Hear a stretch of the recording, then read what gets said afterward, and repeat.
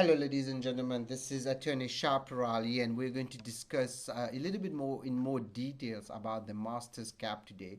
As you know, the H1B cap is coming, the 2016, 2017, but it will apply also to other H1B. So we are going to talk a little bit about the master's cap, and also we're going to get into a little bit more details because people ask me the question, how do they know it's a master's cap? By the way, there's a website you can check if a school is accredited, but we'll talk about that a little bit. First of all, in order to qualify under the master's cap, and if and before I go into the master's cap, as you know, the USCIS allocates 20,000 visas for people who have a master's degree, who got a master's degree from the United States schools. But not every school. That's what we're going to discuss about right now, because back in the days, many people, as soon as they see masters, they will think they qualify under the master's cap, and they did file under the master's cap. It did get accepted in the master's cap, but later on, when it was found out that the school didn't qualify, guess what? They were taking away their H1Bs, and I've seen many of those cases where they send notice of intent to deny years later. So make sure when you're filing under the cap, you go into the master's cap really if you qualify under the master's cap. What is required in order to qualify under the master's cap?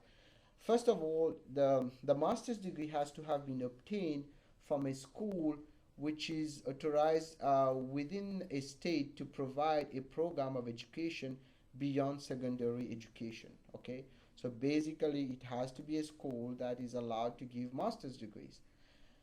It has to also be an educational program which awards a bachelor's degree or provide not less than a 2 year program that is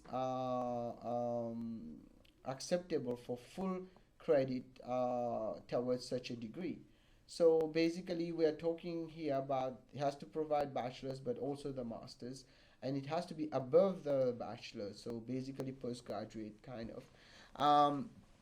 This institution has to be public or a non-profit. Okay, so this is where it gets a little bit tricky, because we have seen a lot of institutions recently who have come into place, especially in the Bay Area, and many of them are very well known, where they are not public institutions but they are what we call non-profit.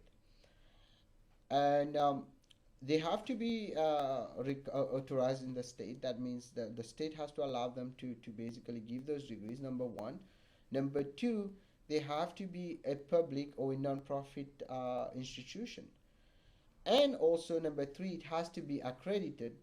And it has to be accredited by the following national or regional accrediting agency.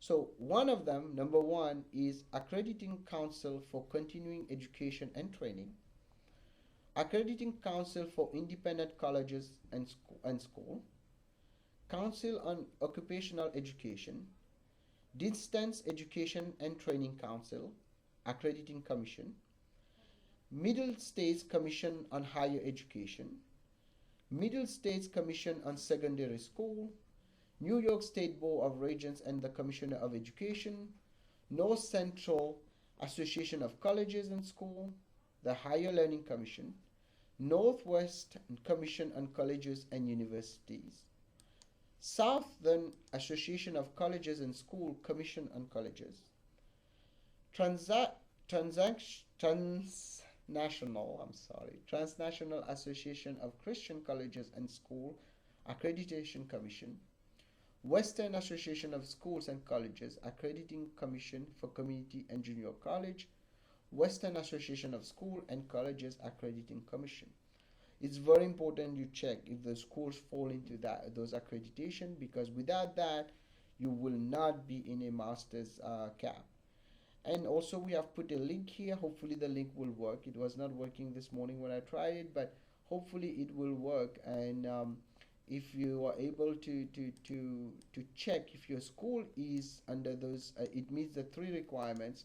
Basically, the first requirement is it has to be a school which is authorized to give those programs. Two, the school has to be a public an institution which is public or a non-profit organization. And to know if it is accredited, I gave you a list of all those places where you have to check if they're accredited. Hopefully that helps. And if you're not sure if your case is under master's cap, I highly recommend you file under regular cap. Thank you, ladies and gentlemen, and anything I told you today is for educational purposes only. You should not act or refrain to act solely on the information provided. You should contact an attorney if you have any question. Thank you.